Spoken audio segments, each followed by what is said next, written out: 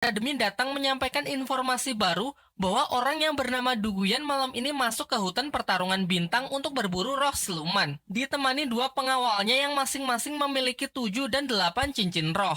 Jelas akan sangat merepotkan jika harus berhadapan dengan mereka. Kemudian Pak Kepala Akademi menyampaikan pemikiran lain yang tak harus menukarkan nyawa, yaitu dengan menangkap Duguyan hidup-hidup untuk mengetahui kelemahan dari si Q lalu memaksanya memberikan obat penawar untuk Xiao. Dengan luasnya pengetahuan Master Xiao mengenai dunia roh, ia pun menyusun sebuah rencana untuk merealisasikan pemikiran dari Pak Kepala Akademi. Singkat cerita, besok mereka semua pun berangkat memasuki hutan pertarungan bintang dengan tujuan mencarikan roh siluman ketiga berumur 1000 tahun untuk Oishike demi tetap merahasiakan misi yang sebenarnya dari anak-anak lain. Di sini juga akhirnya diperlihatkan wujud roh pelindung dari Oishike yang mengubahnya menjadi seorang koki spesialis pembuat berbagai makanan unik. Salah satunya adalah sosis pemulih energi.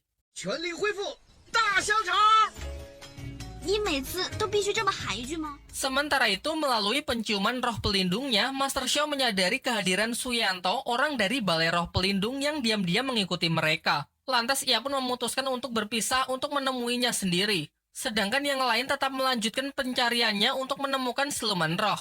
Singkatnya, dari atas mereka melihat siluman roh berwujud ular terbang yang dikatakan akan sangat cocok untuk Oishike. Lantas mereka pun saling bekerja sama untuk memburunya. Alhasil berkat kekompakan mereka, siluman tersebut berhasil ditangkap. Dan setelah menyerap cincin roh ketiganya, kini Oishike pun mendapatkan kemampuan baru, yaitu menciptakan buah kiwi yang bisa memberikan kemampuan terbang selama 15 menit kepada orang yang memakannya. Kini setelah mendapatkan apa yang diinginkan, tak ada lagi alasan untuk tetap berada di dalam hutan. Namun ketika mereka dalam perjalanan kembali ke penginapan, mereka dikejutkan dengan kemunculan siluman kera raksasa yang langsung menyerang mereka. Menurut legenda, kera raksasa adalah yang paling buruk dari sekian banyak jenis siluman roh di dunia dahulu. Bahkan dikatakan seorang master roh dengan 8 cincin sekalipun belum tentu bisa mengalahkannya.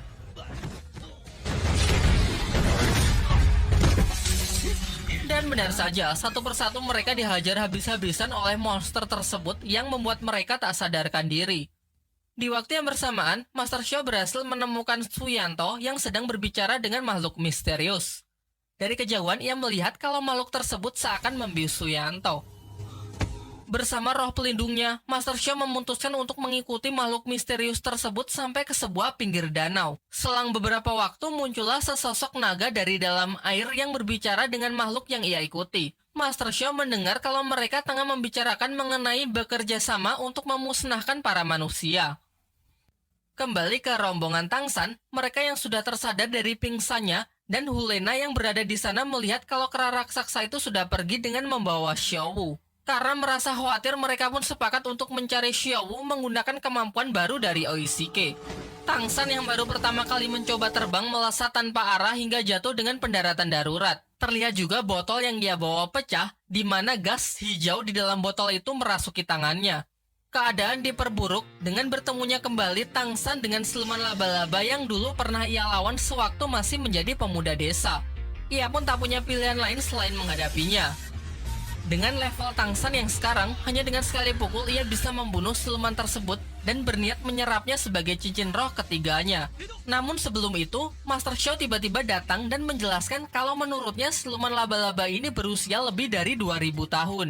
Ia pun memperingatkan bahwa berdasarkan teorinya, usia itu sudah melewati batas kekuatan yang mampu ditampung oleh tubuh Tangsan. Resikonya terlalu tinggi untuk diambil karena sudah jelas tubuh Tangsan bisa langsung hancur.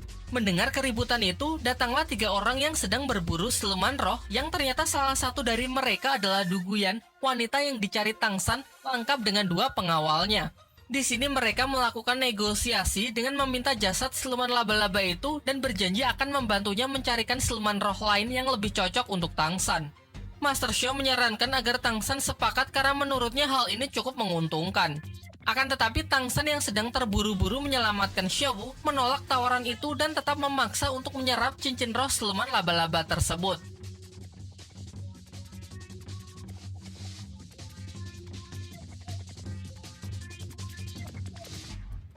Setelah menyerap cincin roh ketiganya, Tangsan pun jatuh pingsan akibat tubuhnya yang terguncang menerima kekuatan yang begitu besar. Du Guyan yang menghampirinya berusaha menolong Tangsan. Akan tetapi gas hijau yang berada di tangan Tangsan kini berpindah ke tubuh Du Guyan. Tentu kita masih ingat kalau gas hijau ini berasal dari botol yang sebelumnya pecah. Tangsan yang masih tak sadarkan diri, tiba-tiba jaring laba-laba hitam menyelimuti seluruh tubuhnya menjadi kepompong. Sementara itu, Xiaowu yang sebelumnya dibawa oleh siluman kera raksasa terlihat aman-aman saja, karena ternyata siluman ini adalah teman lama Xiaowu yang bernama Erming.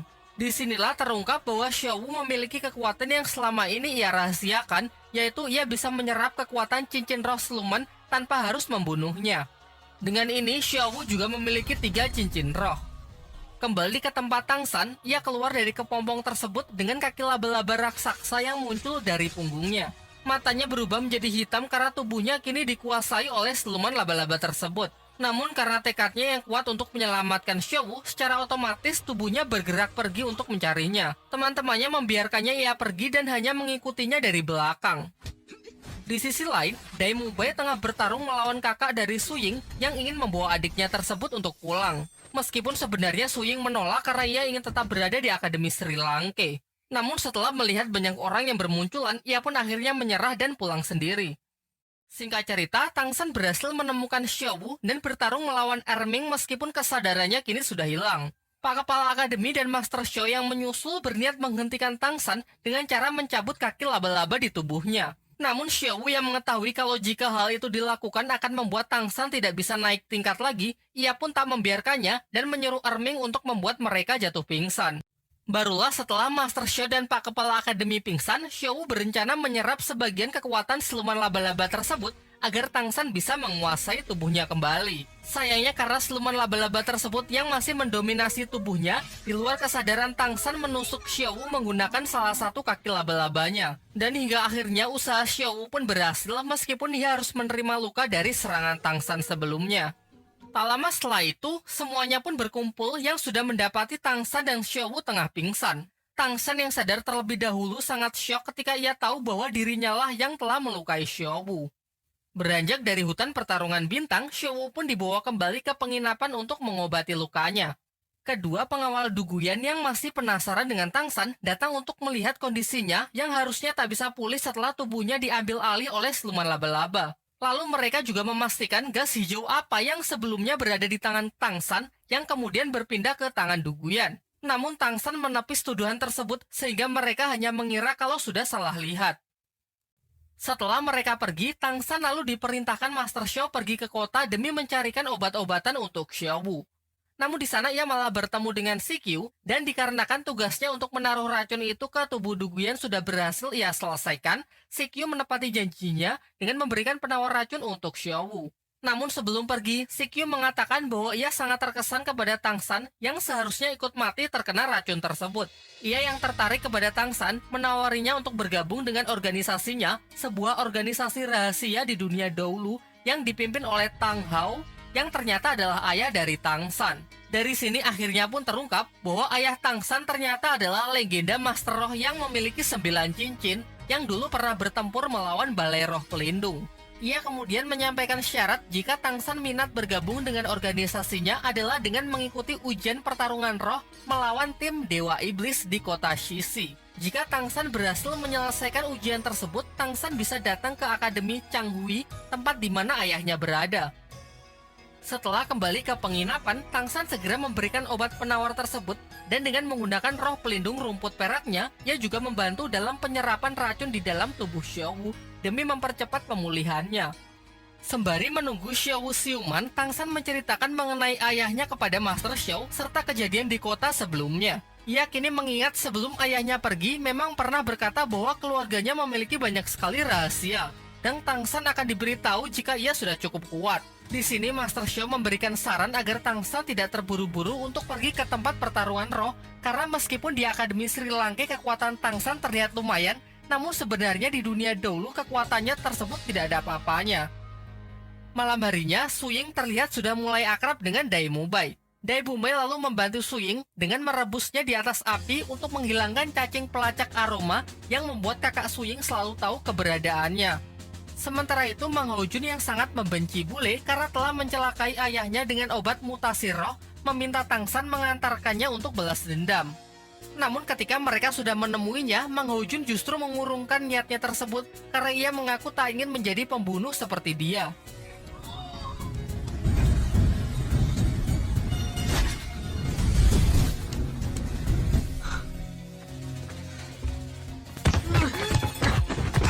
Tak lama setelah kepergian Tang San, Sikyu datang menemui bule. Di sini ia berniat menghabisinya dikarenakan ulah bule yang tak pandai menjaga rahasia, membuat semakin banyak orang yang mengetahui eksistensinya.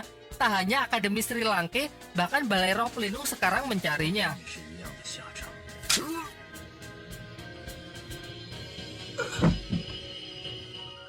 Keesokan paginya di Akademi Sri Lanka, aktivitas sudah mulai berjalan seperti biasanya. Dan sebelum kelas dimulai, Master Xiao mengharuskan semua siswa agar memakan sup daging yang berguna untuk memulihkan kekuatan roh pelindung mereka. Xiao Wu yang memang tidak suka daging mencoba memaksakan diri yang akhirnya membuat ia muntah-muntah. Dalam perjalanan menuju tempat latihan, Tang San yang kasihan kepada Xiao Wu yang belum sarapan, memberikannya wortel dengan memanfaatkan kemampuan barunya yang berupa jaring untuk menyimpan berbagai macam benda. Oishiki yang mempergoki mereka sangat terkesan dengan kemampuan baru Tang San tersebut. Kemudian Xiao Wu juga menunjukkan cincin roh barunya, meskipun ia enggan menceritakan dengan jujur bagaimana ia bisa mendapatkan cincin tersebut. Setelah itu, Xiao Wu juga memperlihatkan dua kemampuan barunya, yaitu yang pertama, dengan matanya ia bisa menghipnotis orang lain. Dan kemampuan kedua adalah super speed, yang memungkinkan dirinya untuk bergerak sangat cepat layaknya teleportasi. Setibanya di tempat latihan, ternyata kali ini mereka ditugaskan untuk membawa keranjang berisi batu untuk menaiki gunung. Dan harus segera kembali ke akademi sebelum jam makan siang. Jika ada yang gagal, maka semuanya tidak akan mendapatkan jatah makan siangnya. Adapun tujuan dari latihan ini adalah untuk membangun kerjasama di antara mereka, dengan saling bahu-membahu tanpa meninggalkan siapapun. Dalam perjalanan yang berat itu, Tang San dan Dai Mumbai lah yang memiliki stamina paling baik, sehingga dalam usaha tersebut, mereka berdua berganti-gantian untuk mengurangi beban yang lain. Meskipun tugas ini nampaknya sangat berat, mereka akhirnya bisa menyelesaikannya berkat kerjasama yang semakin baik. Malam harinya, Hulena menemui Dai Mumbai untuk mempengaruhi pikirannya demi mengetahui seluruh rahasia dari Dai Mumbai, menggunakan kekuatan matanya yang mampu melakukan serangan mental. Dari sini akhirnya terungkap roh pelindung dari Hulena adalah tipe magic yang bisa melakukan hipnotis. Namun sebelum ia mendapatkan informasi yang ia inginkan, tiba-tiba datang kakak dari Dai Mumbai untuk menghentikan aksinya tersebut. Dari sini diketahui bahwa Dai Mumbai telah lari dari rumahnya dan kakaknya lah yang diutus untuk membawanya kembali pulang. Singkat cerita, mereka pun bertarung dibantu oleh Tang San yang juga mendengar keributan mereka.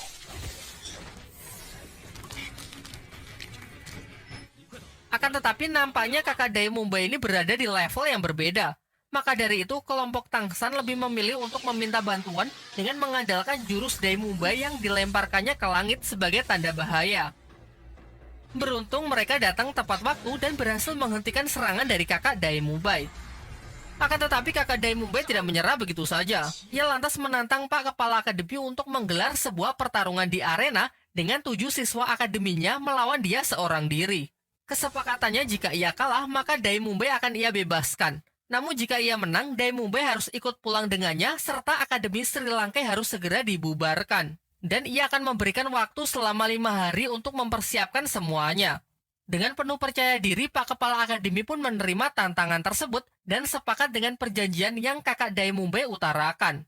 Malam itu juga mereka pun berdiskusi untuk membentuk sebuah tim demi memenangkan tantangan tersebut. Namun Master Xiao tidak akan mengikut sertakan Hulena karena menurutnya Hulena tidak bisa dipercaya. Kemudian Master Xiao juga memberitahu Hulena bahwa kemarin ia melihat Suyanto dibunuh oleh bayangan hitam di dalam hutan pertarungan bintang. Keesokan paginya, mereka pun mulai mendapatkan arahan untuk berlatih. Master Xiao menjelaskan bahwa 5 hari saja tidak akan cukup untuk melatih kerjasama mereka, sehingga akan lebih baik jika berlatih meningkatkan kemampuan individu. Ia lalu juga menjelaskan agar latihan dilakukan secara terpisah dan dikelompokkan berdasarkan tipe kemampuan roh pelindung. Su Ying dan Xiao Wu akan berlatih dengan Pak Kepala Akademi. Tangsan, Daimumbai, dan Mang Houjun akan berlatih bertiga di puncak gunung. Sementara Oishike dan Ning Rongrong yang bukan tipe petarung disarankan agar berlatih alat-alat yang berguna dalam pertarungan. Latihan kali ini bertujuan untuk mengetahui kelemahan mereka masing-masing agar bisa menyusun strategi serangan yang paling efektif. Su Ying dan Xiao dapat dikategorikan sebagai fighter yang memiliki movement speed tinggi, dilatih agar perpindahan mereka tepat dan efisien. Oishike dan Rongrong, meskipun roh pelindungnya tak memiliki damage, dituntut harus tetap bisa bertarung menggunakan berbagai macam peralatan. Sementara tiga petarung inti, Tangsan, Daimumbai, dan Mang Houjun harus bisa menciptakan combo yang mematikan. Tangsan sebagai fighter crowd control dilatih agar bisa mengoptimalkan kemampuan roh pelindungnya untuk mendukung Daimumbai sebagai fighter dengan damage tinggi dan Mang Houjun yang memiliki tipe serangan area. Di malam harinya, Master Xiao mulai berpikir untuk mengadakan sparring para tipe support melawan seorang fighter. Hal ini dilakukan untuk memperlihatkan bahwa tipe support juga bisa bertarung. Besoknya, dua tipe support, Oishike dan Ning Rongrong, dilatih untuk bertarung melawan Mang Houjun yang notabene-nya jelas bertipe petarung. Pada awalnya, semua meragukan dua support tersebut bisa mengalahkan Mang Houjun karena memang roh pelindung mereka tidak didesain untuk bertempur. Namun berkat kerjasama yang baik, Mang Houjun pun mengakui kekalahannya. Pelajaran pun mereka dapatkan bahwa jangan pernah meremehkan lawan selemah apapun, apalagi hanya melihat dari tipe roh pelindungnya saja. Sementara itu, Hu Lena yang sama sekali tak dilibatkan karena dianggap tidak bisa dipercaya, didatangi oleh seorang pria dari Balai Roh Pelindung. Di sini ia ditugaskan untuk menjadi pengawas dan menjaganya menggantikan Su Yanto karena Su Yanto ternyata sudah mati terbunuh di hutan pertarungan bintang. Kemudian Lena malah memanfaatkan pria tersebut untuk membunuh kakak dari Daimumbai yang sedang dalam perjalanan ke tempat ini dengan alasan kakak Daimumbai memiliki rencana untuk membunuhnya. Dengan mempertimbangkan alasan itu, ia pun sepakat menerima tugas yang diberikan Hu Lena lalu segera pergi untuk mencari kakak Daimumbai. Tak butuh waktu lama, pria tersebut pun berhasil bertemu dengan kakak Daimumbai. Singkat cerita, semua persiapan untuk mengadakan pertarungan pun telah selesai dan terlihat para siswa yang sudah menunggu kedatangan dari kakak Daimumbai.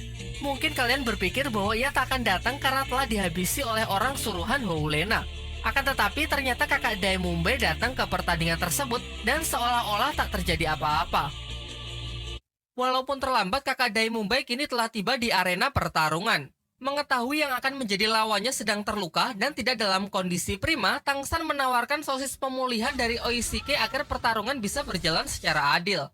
Namun dengan penuh percaya diri, ia malah mengatakan bahwa untuk menghadapi sekumpulan anak-anak ia tak harus menggunakan seluruh tenaganya.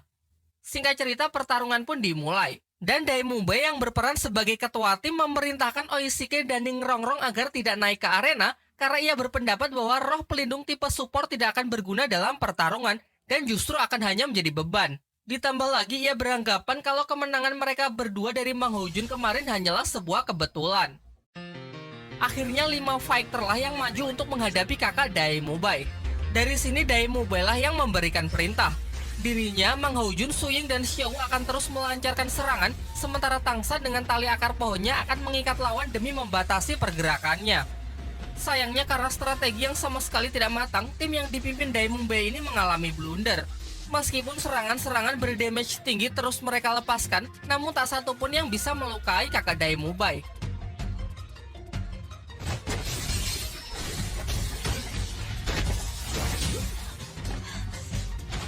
Disinilah letak kesalahan dari Daimumbai, di mana ia hanya berfokus pada kekuatan yang besar tanpa dibarengi dengan kerjasama yang baik.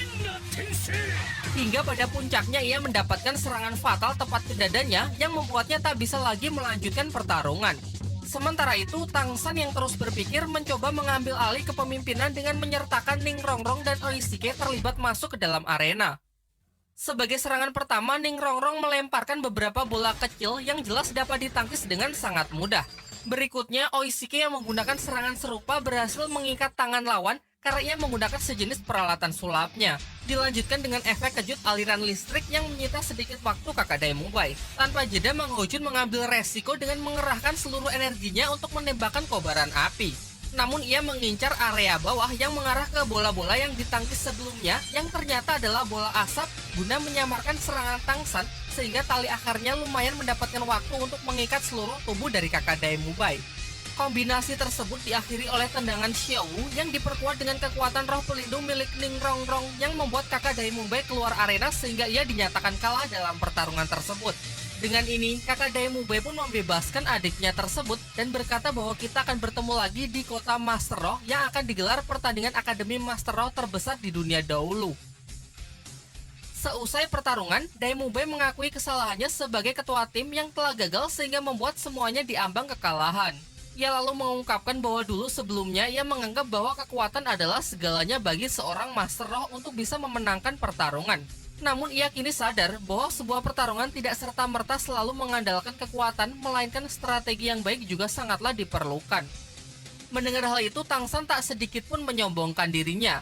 Ia tetap menganggap bahwa Daimumbai akan selalu menjadi ketua tim yang hebat dari para murid Akademi Sri Lanka yang membuat semuanya sangat terharu. Keesokan paginya, Tang San dan Daimumbai dipanggil untuk menemui dua orang dari akademi lain yang mencari mereka dan ternyata salah satunya adalah Du Guyan, wanita yang Tang San temui di hutan pertarungan bintang beberapa waktu yang lalu. Singkat cerita, mereka pun memperkenalkan diri bahwa mereka berasal dari Akademi Tiando yang berada di bawah naungan kerajaan Tiando. Ia juga menjelaskan bahwa semalam ia sangat terkesan menyaksikan pertarungan mereka melawan kakak Daimumbai. Jadi maksud kedatangannya kali ini adalah untuk mengajak Tang San dan Daimumbai untuk mengikuti turnamen pertandingan Master Roh terbesar di dunia dahulu yang akan diadakan oleh Balai Roh Pelindung, seperti yang sudah disinggung oleh kakak Daimumbai kemarin. Namun karena Sri Lanka bukan akademi resmi, sedangkan yang boleh berpartisipasi dalam pertandingan tersebut hanya akademi resmi, maka di sini ia mengajak mereka berdua ikut serta atas nama Akademi Tiando. Tang San yang sangat loyal kepada Sri Lanka tanpa pikir panjang menolak tawaran tersebut. Namun berbeda dengan Daimumbai yang terlihat masih berpikir karena ini adalah kesempatannya bisa kembali bertarung dengan kakaknya yang diketahui adalah ketua tim dari tim yang mewakili akademinya. Karena Daimumbai yang belum bisa memutuskan, mereka pun diberi waktu 1 hari agar bisa mempertimbangkannya secara matang. Kemudian Daimumbai menceritakan kepada Tang San alasan dibalik keraguannya mengambil keputusan tersebut. Dari sini terungkap bahwa Daimumbai ternyata adalah seorang pangeran dari kerajaan Xingluo. Namun sang kakala yang dianggap lebih kuat dan berbakat, sementara dirinya selalu dianggap yang paling lemah hingga akhirnya menjadi yang terlupakan. Kini ia melihat bahwa tawaran ini menjadi satu-satunya kesempatan bagi dirinya untuk mengalahkan sang kakak dan membuat keberadaan dirinya diakui oleh semua orang di kerajaan. Mendengar alasan itu, Tang San pun bersimpati dan mengatakan akan selalu mendukung apapun keputusan dari Daimumbai. Singkat cerita, mereka berdua pun menemui para utusan Akademi Tiando.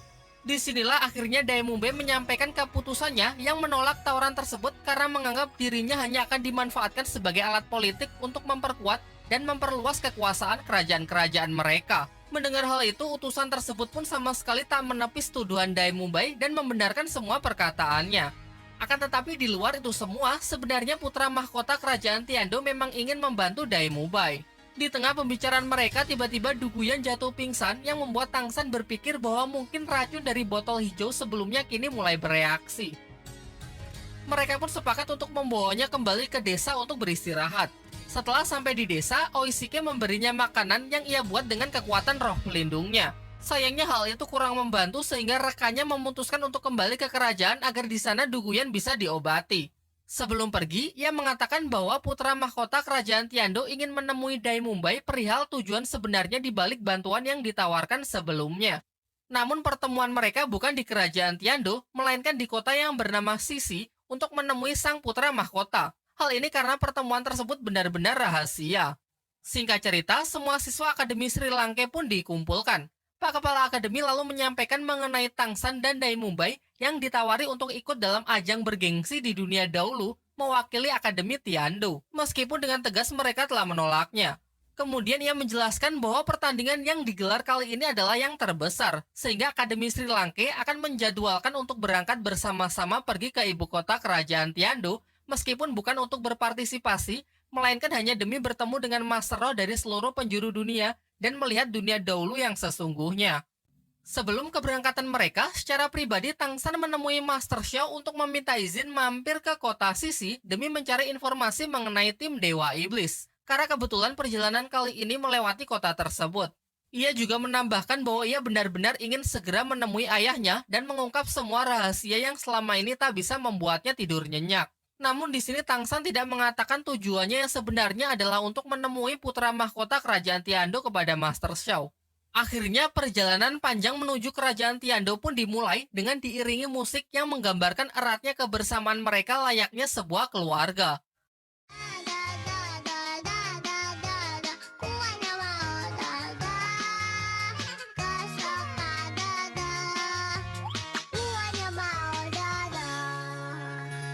Dodo memberi yang terbaik. Lumayan jauh berjalan, mereka sampai di sebuah tempat berpasir yang sangat mencekam karena dihiasi oleh mayat-mayat para master roh yang diikat di tempat tersebut. Lantas mereka pun memutuskan untuk memberikan pemakaman yang layak sebelum kembali melanjutkan perjalanan. Singkat cerita, mereka telah sampai di kota tempat Dewa Iblis dan memutuskan untuk bermalam di sana. Kemudian secara rahasia, Tangsan dan Dai Mumbai ditemui oleh pembawa pesan kerajaan yang menyampaikan bahwa putra mahkota kerajaan Tiando saat ini tidak bisa menemui mereka dan berjanji akan menemui mereka di kota Tiando untuk membicarakan permintaan bantuan untuk mengalahkan kakak dari Dai Mumbai. Di malam harinya, Tangsan dan Xiao menyelinap keluar untuk jalan-jalan di pasar malam. Setelah cukup berkeliling, mereka mendengar suara tangisan dan memutuskan untuk mengikuti suara tersebut. Dan ternyata suara itu berasal dari tangisan seorang wanita yang menurut warga lokal wanita itu sudah lama gila karena suaminya meninggal di arena pertarungan Master Roh melawan tim Dewa Iblis. Kemudian mereka juga mengungkapkan bahwa tim Dewa Iblis memang terkenal kuat dan sangat kejam. Mereka akan membunuh siapapun lawannya di arena pertarungan dan jika lawannya masih hidup mereka akan mengikatnya di gurun pasir persis dengan apa yang Tangsan saksikan di perjalanan kemarin. Di tengah pembicaraan tersebut, tiba-tiba mereka dikejutkan dengan kemunculan salah seorang anggota tim Dewa Iblis yang berjalan mendekati mereka. Tanpa disangka-sangka ternyata ia adalah Waseng, teman lama Tangsan di Akademi Balai Roh Pelindung yang terakhir kita lihat membunuh anak Pak Wali Kota. Lama tak jumpa, mereka pun memutuskan untuk mengobrol-ngobrol bersama. Waseng lalu membenarkan bahwa memang ialah orang yang telah membunuh anak Pak Wali Kota. Sekaligus ia ingin meminta maaf karena ulahnya lah Tangsan yang menerima getahnya. Ia juga menjelaskan bahwa setelah kejadian itu, ia terus berkelana tanpa tujuan hingga akhirnya sampai di kota ini dan mengikuti sebuah pertarungan roh ilegal. Dalam ajang tersebut ia nyaris mati. Namun ia berhasil selamat karena roh pelindungnya mengalami mutasi dari roh pelindung harimau biasa menjadi roh pelindung harimau darah. Semenjak itulah kekuatannya meningkat drastis dan diterima bergabung di tim Dewa Iblis. Waseng juga terang-terangan menjelaskan bahwa ia sudah lama bersama timnya menguasai kota ini, menindas mereka semua dan membunuh siapapun yang tak patuh. Hal ini semata-mata untuk melampiaskan sakit hatinya yang sejalan dengan semua anggota tim karena dulu selalu ditindas. Pembicaraan pun ditutup dengan Waseng yang berbaik hati besok akan menjemput Tangsan untuk pergi ke pertarungan roh bergabung dengan tim Dewa Iblisnya. Keesokan harinya, semuanya pun berniat meninggalkan kota untuk melanjutkan perjalanan. Akan tetapi Tangsan memutuskan untuk tetap tinggal lebih lama karena mengaku masih punya urusan.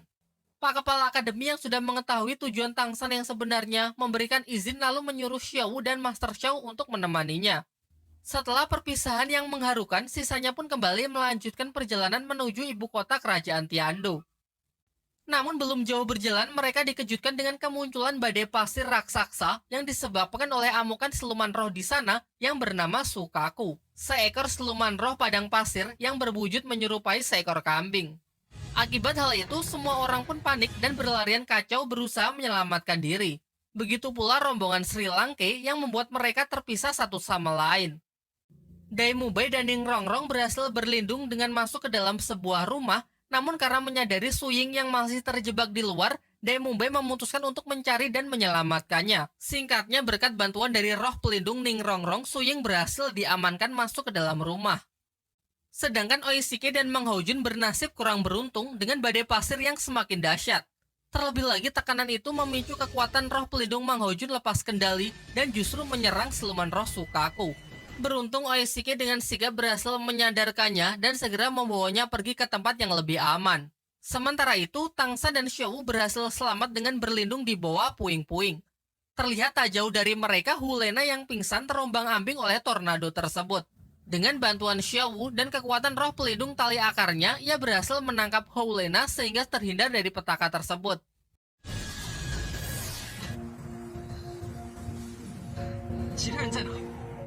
Hal ini menjadi kali keduanya ia diselamatkan oleh Tang San, sedangkan yang pertama diselamatkan dari serangan kakak Daimubai. Ia pun berjanji akan membalas hutang budi ini suatu saat nanti. Di sana mereka kembali bertemu dengan si pemuda pembawa pesan dari kerajaan Tiando sebelumnya. Dari sini terungkap bahwa ialah yang bertanggung jawab atas badai pasir yang terjadi karena semalam ia telah menculik bayi siluman roh Sukaku sehingga sekarang membuat induknya mengamuk. Di waktu yang bersamaan, Waseng bersama tim Dewa Iblisnya datang menjemput Tang San untuk bersama-sama pergi ke pertarungan roh. Namun saat tahu bahwa utusan kerajaan Tiando lah yang memicu badai pasir ini, mereka langsung menyerangnya dan menunjukkan kalau seluruh anggotanya memiliki setidaknya 4 cincin roh. 城外在刮风暴， Ketua tim Dewa Iblis bernama Mengli menyuruh si pembawa pesan untuk mengembalikan anak Sukaku untuk mempertanggungjawabkan perbuatannya. Jika si pembawa pesan menolak, maka ia takkan segan untuk membunuhnya sekarang. Akan tetapi karena ia terlalu takut, Tang San lah yang bersedia maju untuk menggantikannya. Sampai akhirnya dengan ditemani Xiaowu, ia pun memberanikan diri untuk membawa anak Sukaku untuk dikembalikan kepada induknya. Setelah anaknya kembali, seketika badai pun langsung menghilang. Setelah kembali, ternyata semua anggota tim Dewa Iblis sudah menunggunya dan mengungkapkan kekagumannya atas keberanian yang dimiliki oleh Tang San. Sang ketua lalu menjelaskan sebagai langkah awal untuk mengikuti pertarungan roh dan bergabung dengan timnya, Tang San ditantang untuk membunuh si pembawa pesan dengan tangannya sendiri. Jelas Tang San dengan tegas menolaknya sehingga ketua tim yang kejam itulah yang turun tangan membunuhnya. Sontak hal ini membuat Tang San tak bisa menahan emosinya lagi. Dengan tegas ia pun mengatakan sama sekali tak berminat bergabung dan justru menantangnya untuk bertarung di arena roh. Sebagai taruhannya, jika Tang San menang, maka tim Dewa Iblis harus menghentikan penindasannya dan segera angkat kaki dari kota ini. Dengan penuh percaya diri, Mengli pun menyambut baik tantangan tersebut dan menyuruh Tang San mempersiapkan diri bahwa pertarungan arena roh akan dimulai 1 hari lagi. Setelah tim Dewa Iblis pergi, para warga yang mendengar tantangan tersebut pun berdatangan untuk mendukung Tang San karena kemenangannya memberikan harapan besar kepada mereka agar terlepas dari penderitaan yang selama ini mereka alami. Di sisi lain, ternyata Ning Rongrong dan Oishiki juga mendengar pembicaraan Tang San dan ketua tim Dewa Iblis sebelumnya. Lantas ia pun menceritakan kepada Master Xiao dan Pak Kepala Akademi. Kemudian Master Xiao menjelaskan bahwa seluruh anggota tim Dewa Iblis adalah orang-orang kuat yang setidaknya memiliki 4 cincin roh. Kemungkinan satu anggotanya saja setara dengan kekuatan kakak Daimubai yang levelnya jauh di atas murid-murid Akademi Sri Lanka. Ia pun menegaskan bertarung dengan mereka sama saja dengan bunuh diri. Diperlihatkan tak seperti biasanya, kali ini Master Xiao yang terlihat tidak peduli dengan ulah nekat Tang San dan malah angkat tangan serta menyerahkan semua keputusan kepada para murid ingin terlibat atau tidak. Sebagai ketua kelas, Daimubai ternyata sepakat dengan Master Xiao karena sudah jelas mereka sama sekali tak punya peluang untuk menang. Ditambah lagi fakta mengenai Tang San lah yang secara sepihak melontarkan tantangan itu sehingga yang lain tak harus ikut campur. Mendengar ucapan itu, Mang Hojun langsung panas dengan mengatakan kalau Daimubai ini pengecut dan hanya takut mati. Alih-alih mematuhinya, Mang Hojun justru menantang Daimubai untuk bertarung dengannya di luar.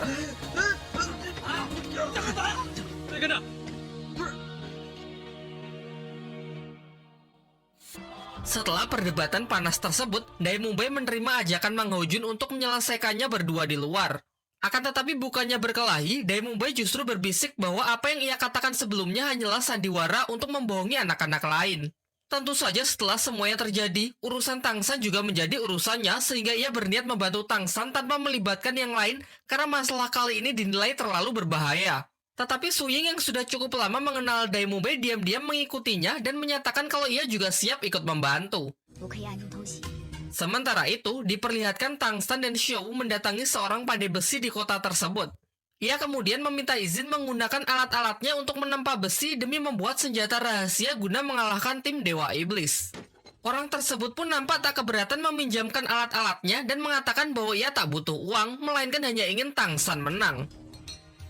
Singkatnya, setelah berhasil membuat beberapa senjata, bersama Xiao, ia pun memutuskan untuk kembali ke penginapan.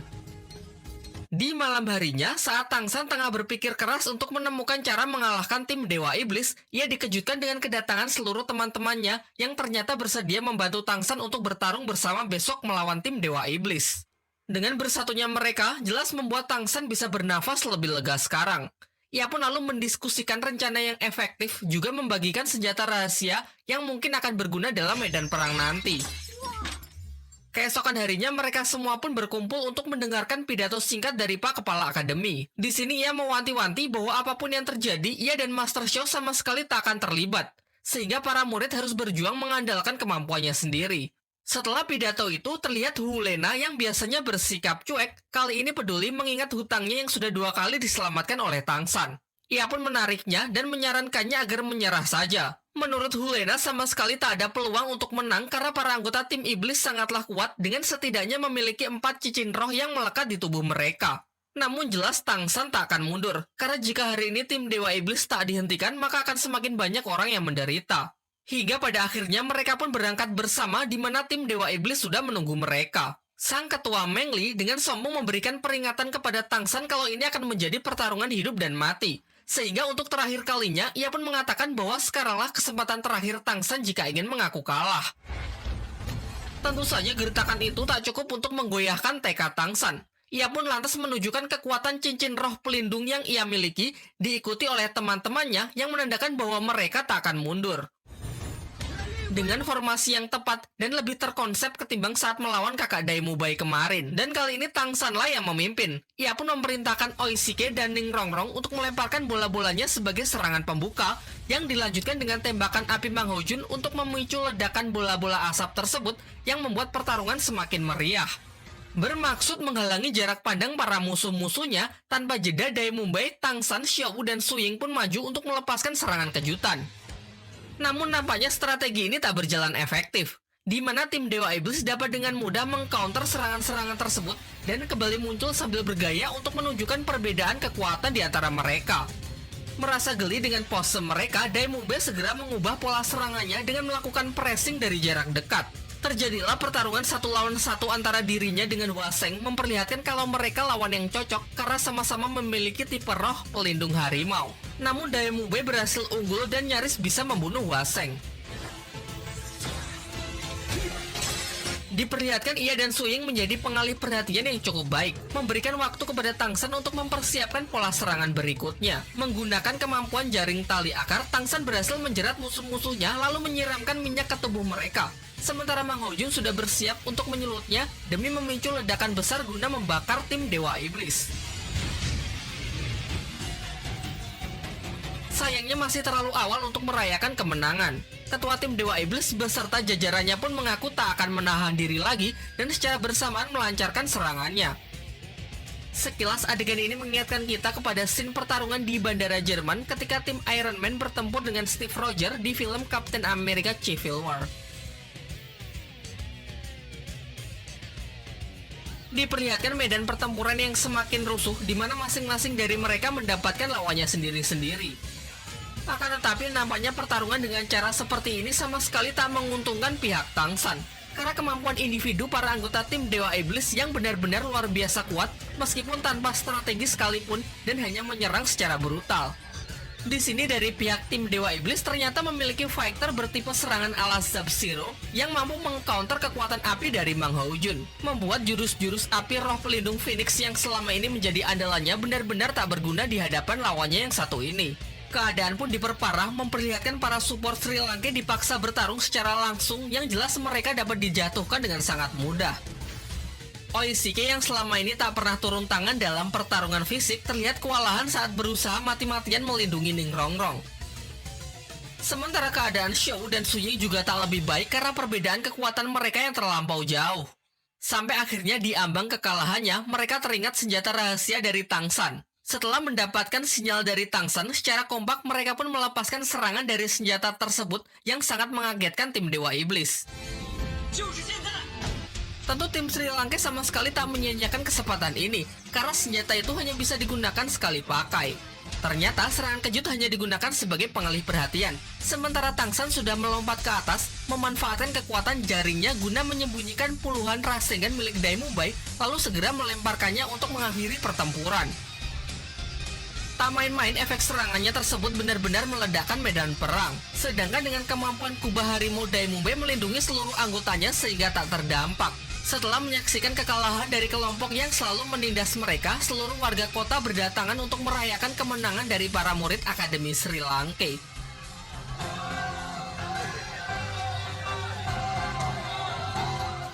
Singkat cerita, mereka semua kembali ke penginapan untuk memulihkan tenaga dan mengobati luka pasca pertempuran sebelum kembali melanjutkan perjalanan. Secara rahasia, si Q menemui Tangsan untuk mengatakan langkah selanjutnya setelah mengalahkan tim Dewa Iblis jika Tangsan ingin pergi menemui ayahnya, yaitu Master Hao Tian. Yaitu ia harus membuktikan kemampuannya dengan cara mengikuti turnamen pertarungan Akademi Master Roh hingga masuk ke final dalam ajang tersebut. Singkatnya, setelah semuanya pulih, rombongan Sri Lanka pun kembali melanjutkan perjalanan menuju ibu kota Tiandu. Sedangkan tim Dewa Iblis yang sudah dikalahkan diserahkan kepada warga untuk memberikan hukuman yang cocok bagi mereka. Dan ternyata para warga sepakat untuk membalas kekejaman tim Dewa Iblis dengan mengikat mereka di gurun pasir, lalu membiarkannya begitu saja. Hingga tak lama setelah itu, si Q datang menemui mereka dan mengungkapkan kekecewaannya karena mereka yang terlalu overconfident sehingga mengalami kekalahan. Kemudian tanpa belas kasihan, ia membunuh orang-orang dari tim Dewa Iblis karena menurutnya eksistensi mereka sudah tidak berguna lagi. Sementara itu, rombongan Sri Lanka kini sudah sampai di ibu kota kerajaan Tiandu. Mereka lalu disambut oleh ketua tim Akademi Tiandu dan dipersilakan masuk untuk menerima perjamuan. Meskipun sempat terjadi ketegangan dikarenakan para member Akademi Tiandu yang terkesan memandang rendah orang-orang Sri Lanka saat melihat kelakuan para pendatang ini seperti gelandangan. Beruntung suasana tak semakin memanas berkat ketua tim Akademi Tiandu yang segera meredam mereka. Setelah acara perjamuan tersebut, Tangsan dan Daimube dibawa untuk menemui kepala Akademi Tiandu. Dalam pembicaraan mereka, sekali lagi Tangsan dan Daimube ditawari untuk bergabung dengan akademinya agar bisa mengikuti turnamen demi mengalahkan kakaknya. Namun jawaban mereka tetap sama. Jika itu artinya mereka harus berganti akademi, dengan tegas mereka menolak tawaran tersebut. Meskipun memang tak ada jalan lain karena Akademi Sri Lanka jelas tak memenuhi persyaratan untuk bisa berpartisipasi. Di tengah pembicaraan mereka, datanglah putra mahkota kerajaan Tiandu. Di sini ia digambarkan sebagai orang yang tak seberapa kuat namun sangat pandai bicara. Mengandalkan kemampuannya itu, ia menengahi diskusi yang terjadi dengan menjelaskan bahwa Tangsan dan Daimube tidak perlu pindah akademi secara permanen, melainkan hanya perlu meminjam nama Akademi Tiandu dan bisa kembali ke Sri Lanka setelah acara tersebut selesai. Alhasil dengan memaparkan solusi yang cukup masuk akal dan sedikit melakukan penggiringan opini, kesepakatan itu pun dapat diterima. Sementara itu, member Akademi Tiandu yang masih kesal dengan para murid Sri Lanka di perjamuan sebelumnya mencari ketua tim Sri Lanka dengan mendatangi penginapan mereka untuk menantangnya bertarung. Namun karena Daimube tak ada di sana, Xiaowu yang diberi kesempatan untuk meladeninya. Walaupun sama-sama memiliki 3 cincin roh, ternyata Xiaowu bisa dengan mudah menghajar dan mengalahkannya.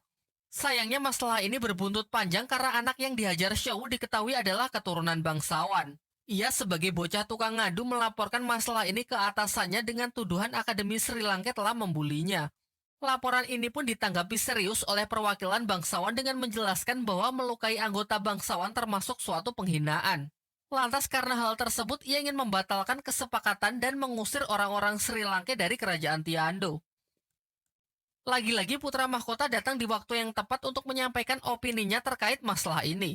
Menurutnya perkelahian antar murid adalah hal yang biasa terjadi dan justru bagus untuk mengukur kemampuan mereka. Ditambah lagi fakta bahwa Daimube juga merupakan anggota bangsawan membuat derajat mereka setara sehingga tak ada yang perlu dipermasalahkan. Di tengah pembicaraan mereka, tiba-tiba seorang kakek muncul dan langsung menyerang orang-orang Sri Lanka. Semuanya pun dibuat sama sekali tak berkutik karena si kakek legend ini adalah seorang master roh mulia dengan 9 cincin yang melekat pada tubuhnya.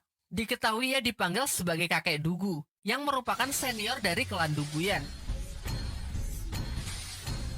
Ternyata kedatangannya ke sini adalah untuk mencari Tangsan terkait racun yang telah mengkontaminasi tubuh cucunya. Singkat cerita, dengan sedikit penggiringan opini dari putra mahkota, ia bersedia pergi membiarkan Tangsan lolos kali ini dan mengatakan akan kembali setelah Tangsan menyelesaikan urusannya dengan Akademi Tiandu. Meskipun hal ini membuat orang-orang Sri Lanka tak jadi diusir, kejadian tersebut membuat hubungan yang cukup tegang dengan pihak Akademi Tiandu. Putra mahkota pun mengambil solusi agar orang-orang Sri Lanka dialihkan ke Akademi Lanba, sebuah akademi kecil yang juga merupakan bagian dari kerajaan Tiando. Dijelaskan bahwa Akademi Lanba sudah tidak memiliki murid, namun masih dipimpin oleh seorang kepala akademi. Jadi alternatif lain agar mereka tetap bisa mengikuti turnamen adalah dengan meminjam nama akademi tersebut. Singkat cerita, sampailah mereka di Akademi Lanba yang nampak kumuh dan tidak terurus. Sang kepala akademi adalah seorang wanita yang bernama Liu Erlong. Yang diceritakan adalah teman lama dari Master Xiao dan Pak Kepala Akademi Sri Lanka. Terungkap juga kalau Liu Erlong dulu sempat menyukai Master Xiao. Namun perasaannya bertepuk sebelah tangan karena kala itu Master Xiao telah jatuh hati kepada wanita lain yang bernama Bibi Dong yang sekarang menjabat sebagai kepala akademi di Balai Roh Pelindung. Meskipun pada akhirnya hubungan mereka kandas juga karena Bibi Dong telah dijodohkan dengan pria lain. Setelah cukup nostalgia, mereka disambut dengan baik dan dipersilakan untuk tinggal di akademi tersebut. Pak Kepala Akademi lalu menjelaskan bahwa di masa lalu dirinya, Master Xiao dan Liu Erlong adalah rekan satu tim yang cukup melegenda yang dijuluki sebagai segitiga besi emas. Tim ini cukup terkenal di dunia dahulu karena sering membuat geger dan mengalahkan orang-orang kuat. Di sisi lain, Hulena dipanggil oleh putra mahkota kerajaan Tiando untuk diinterogasi. Berdasarkan informasi dari bawahannya, ia tahu kalau sebenarnya wanita yang memiliki nama Hulena sudah lama mati. Di sini Lena sama sekali tak menepis tuduhan tersebut. Ia membenarkannya dan mengaku hanya meminjam identitas Hulena sebagai penyamarannya demi mencapai tujuannya. Nama aslinya adalah Shen Reshu, yang merupakan putri dari Bibi Dong, kepala Akademi Balai Roh Pelindung. Bahkan roh pelindung hipnotisnya pun hanyalah hasil giveaway, sementara kekuatan yang asli adalah roh pelindung malaikat 7 sayap. Sebuah jenis roh pelindung yang melegenda di dunia dahulu yang dikatakan setara dengan palu Houtian milik Tangsan. Salah satu kemampuan dari roh pelindungnya adalah replikasi fisik, yang dapat mengubah penampilannya menyerupai orang lain sesuka hatinya. Diperlihatkan, di sini ia memanfaatkan kesempatan ini untuk mengubah dirinya menjadi putra mahkota kerajaan Tiando. Sementara itu, walaupun diperbolehkan meminjam nama akademi, biaya pendaftaran untuk mengikuti turnamen tetap dibebankan kepada anak-anak Sri Lanka. Sehingga demi mengumpulkan dana yang cukup, sebagian berinisiatif untuk membuat pertunjukan teater. Sementara sisanya, Tangsan, Xiao, dan Ning Rongrong menuju suatu klan di kerajaan Tiando yang mengaku tertarik dengan desain senjata rahasia milik Tangsan. Namun di tengah perjalanan, Tangsan tiba-tiba menghilang begitu saja.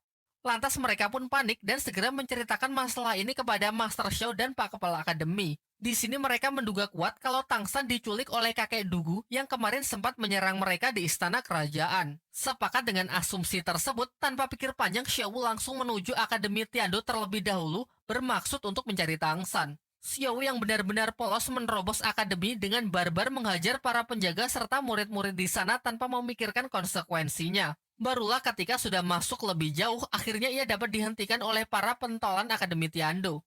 Terutama sang ketua tim yang memiliki kemampuan memanipulasi arus listrik membuat Xiao sama sekali tak berkutik di hadapannya. Kemudian Master Roh Akademi yang datang memerintahkan para muridnya untuk menggantung Xiao di depan gerbang karena dinilai sebagai kriminal yang membuat onar di wilayahnya. Beruntung Master Xiao, Liu Erlong, dan Pak Kepala Akademi segera datang dan berhasil membebaskan Xiao dari hukuman tersebut. Di sisi lain, Tangsan yang sebelumnya menghilang terbangun di sebuah gua dan benar saja ia telah diculik oleh kakek Dugu. Di dalam gua tersebut, ia juga melihat Duguyan yang tengah berbaring tak sadarkan diri akibat racun dari Tangsan ketika berada di hutan pertarungan bintang. Akhirnya Tangsan yang terus diinterogasi menjelaskan kejadian yang sebenarnya mengenai asal-usul ia mendapatkan racun tersebut hingga bagaimana bisa masuk ke dalam tubuh Duguyan. Terungkap juga alasan mengapa Tangsan tidak ikut teracuni, yaitu karena ia telah menyerap cincin roh dari berbagai macam siluman beracun, yakni siluman ular dan siluman laba-laba yang membuat dirinya kini memiliki kekebalan dari jenis racun apapun. Singkat cerita, mereka berdua pun sepakat untuk pergi menemui Si Qiu, yaitu orang yang memberikan racun tersebut di Akademi Changhui demi meminta penawarnya. Akan tetapi sebelum sampai, kakek Dugu merasakan sinyal bahaya jika ia terus berjalan menuju akademi tersebut. Sehingga Tangsanlah yang berangkat sendiri ke akademi untuk mencari Si Qiu. Sesampainya di sana ia berhasil bertemu dengan Si Qiu, juga diajak menemui seorang guru di sana yang diketahui bernama Xinian. Ternyata orang ini memiliki kemampuan untuk memanipulasi pikiran. dan ia menggunakannya untuk memanipulasi ingatan Tangsan agar melupakan tujuan awalnya datang ke tempat ini serta menyuruhnya mengajak kakek Dugu datang ke Akademi Changhui. Untung saja saat Tangsan kembali bertemu dengan kakek Dugu, ia berhasil terlepas dari pengaruh hipnotis tersebut berkat roh pelindung di alam bawah sadarnya yang terus memberikan treatment. Dan setelah menceritakan apa yang baru saja ia alami, mereka pun memutuskan untuk kembali ke gua untuk memikirkan alternatif solusi lain untuk menyembuhkan Duguyan. Setibanya di sana, mereka mencoba suatu metode untuk menetralkan racun di dalam tubuh Duguyan dengan cara menyalurkan kekebalan Tangsan ke tubuh Duguyan melalui transfusi darah. Namun sebelum proses dimulai, Tangsan meminta izin untuk mengabarkan hal ini kepada teman-temannya di akademi supaya mereka tidak mencemaskannya. Singkatnya, berangkatlah mereka berdua menuju kerajaan Tiando. Tetapi ia cukup terkejut melihat tempatnya yang dijaga ketat oleh para pasukan keamanan. Dan ternyata di dalam sana tengah digelar pertarungan antara Dai Mumbai melawan ketua kelas Akademi Tiando. Akar permasalahannya adalah mengenai Xiaowu yang tanpa izin menerobos masuk akademi dan membuat kekacauan di sana. Sehingga mereka telah membuat kesepakatan jika perwakilan murid Sri Lanka bisa mengalahkan ketua tim Akademi Tiando, maka Xiaowu akan dibebaskan dari hukuman. Mengetahui hal itu, Tangsan pun maju menggantikan Dai Mumbai dalam pertarungan tersebut. Dan dengan mengandalkan kekuatan yang ia pinjam dari kakek Dugu, dalam sekejap Tangsan dapat mengalahkan ketua tim Akademi Tiando sehingga Xiaowu kini mereka lepaskan.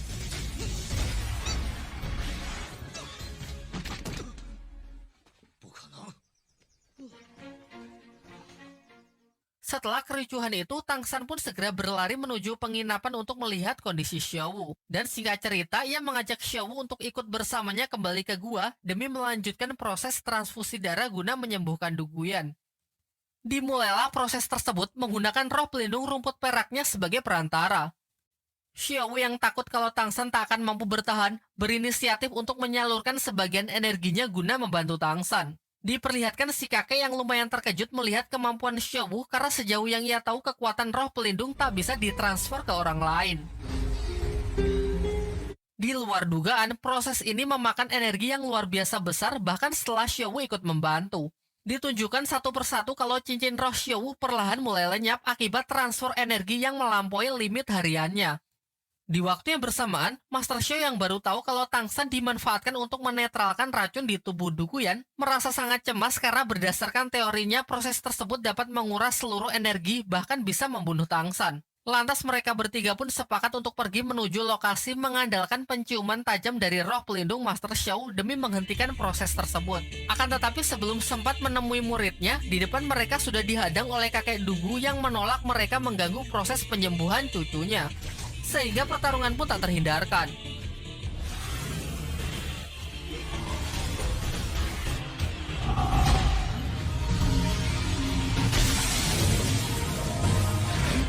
Sementara itu di dalam Xiaowu nampak telah mencapai batasnya, membuat ketiga cincin rohnya lenyap tak bersisa sehingga ia jatuh pingsan.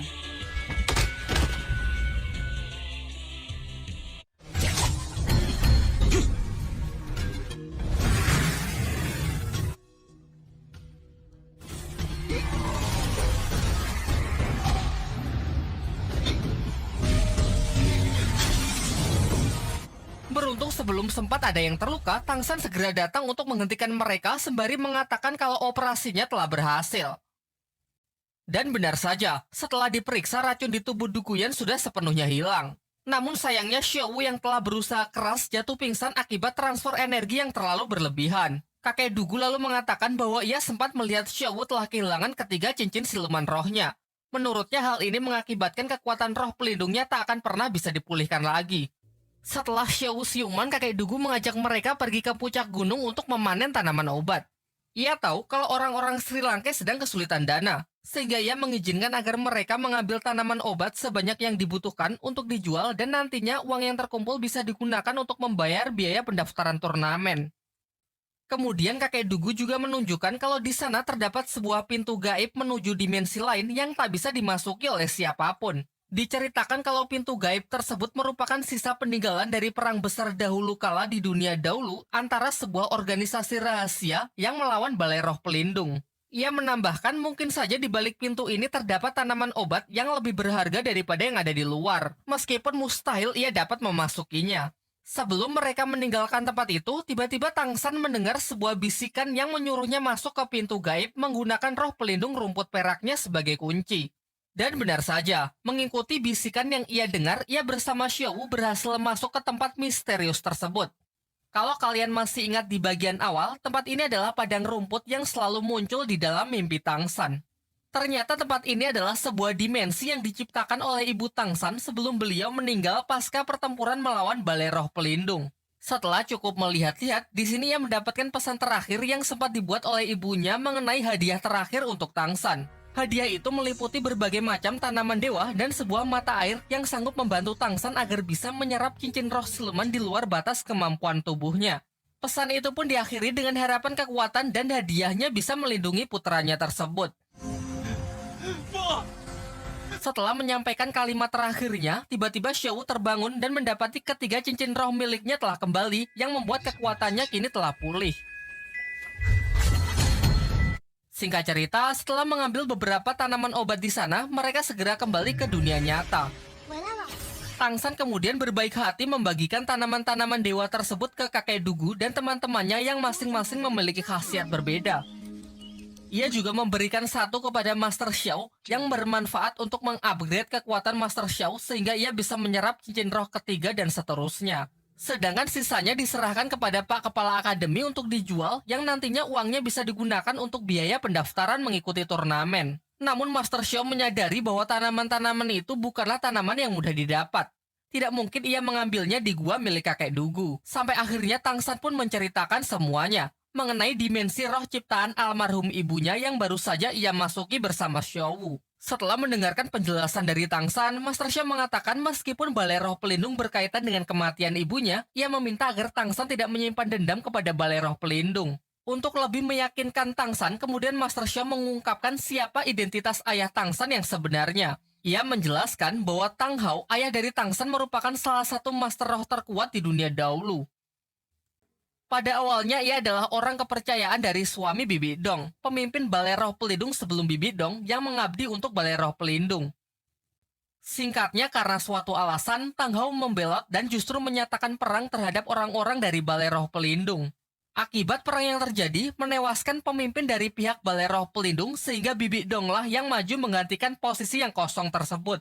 Sedangkan Tang Hao, ayah dari Tang San yang dicap sebagai pengkhianat kerajaan mulai saat itu dinyatakan sebagai buronan.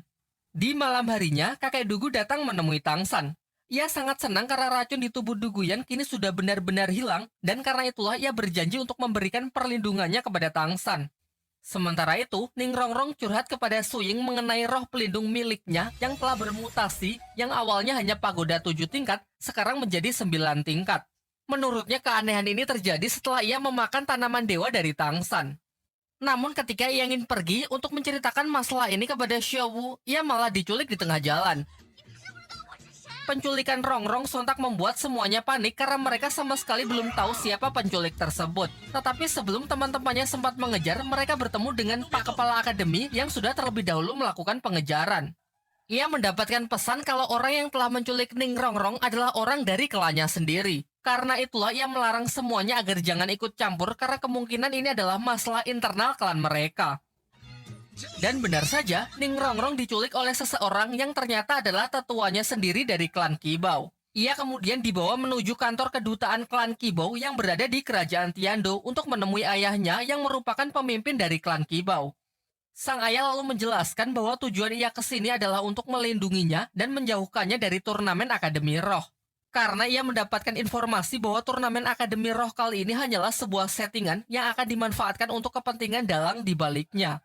Ia juga mengungkapkan kalau sebenarnya niat memasukkan putrinya ke Sri Lanka adalah demi menghindarkannya dari turnamen Akademi Roh. Karena ia tahu dengan status Akademi Sri Lanka yang tidak resmi maka tak akan bisa mengikuti turnamen. Namun siapa sangka kalau mereka malah datang ke kerajaan Tiando untuk meminjam nama akademi.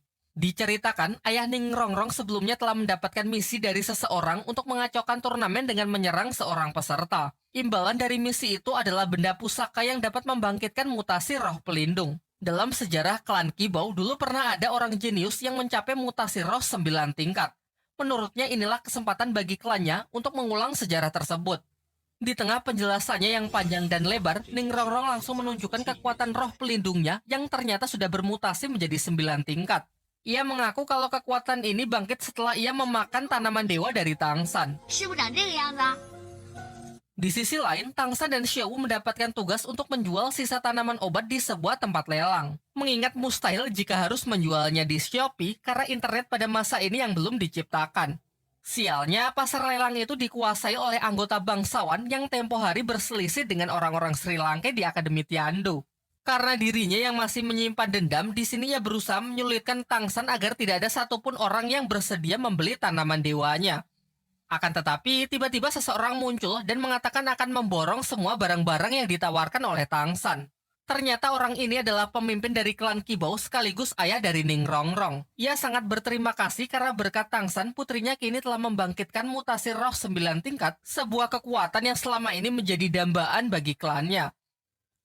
Di waktu yang bersamaan, Oishike yang merasa khawatir menerobos kantor kedutaan klan Kibou untuk mencari Ning Rongrong.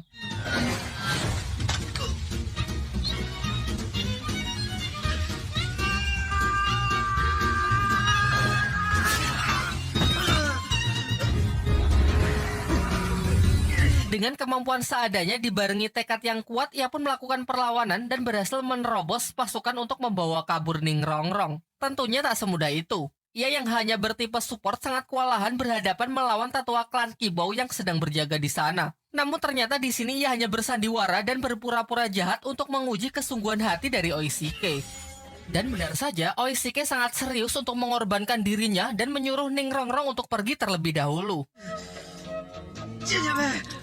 Singkat cerita, berkat kecerdikannya, ia mampu meloloskan diri bersama Ning Rongrong menggunakan kiwi terbang dari salah satu kemampuan roh pelindungnya.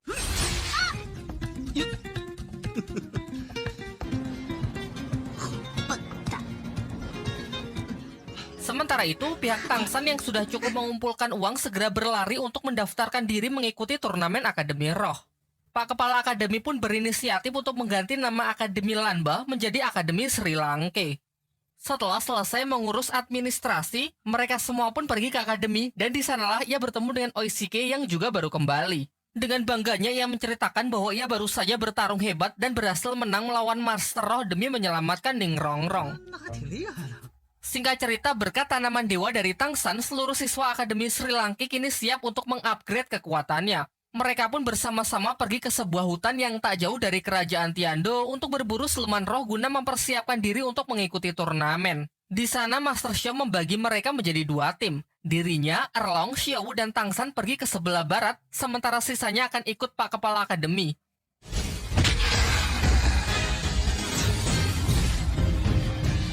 Dari sini diperlihatkan kemampuan roh pelindung dari Liu Erlong yang bernama Naga Api Ungu tengah bertarung melawan siluman roh berwujud ulat. Ia menjelaskan kemampuan apinya ini sedikit berbeda dari milik Mang Haojun, karena menurutnya lebih kuat dan lebih tak terkontrol sehingga setiap kali selesai pertarungan, maka seluruh pakaiannya juga akan ikut terbakar. Diceritakan pernah ada kejadian kocak dulu saat masih satu tim dengan Master Xiao di segitiga besi emas.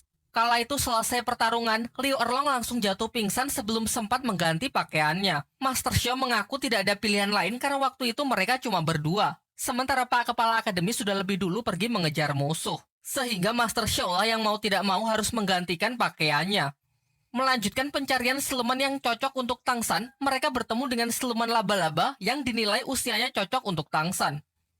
Diketahui karena sebelumnya Tangsan telah menyerap cincin roh siluman laba-laba juga, hal ini membuat siluman laba-laba lain seakan menyimpan dendam kepada Tangsan sehingga makhluk tersebut langsung mengincarnya. Akan tetapi pengejaran itu membawa mereka ke tempat siluman laba-laba penggali yang jauh lebih besar dengan usia puluhan ribu tahun. Dengan sangkar jaring laba-laba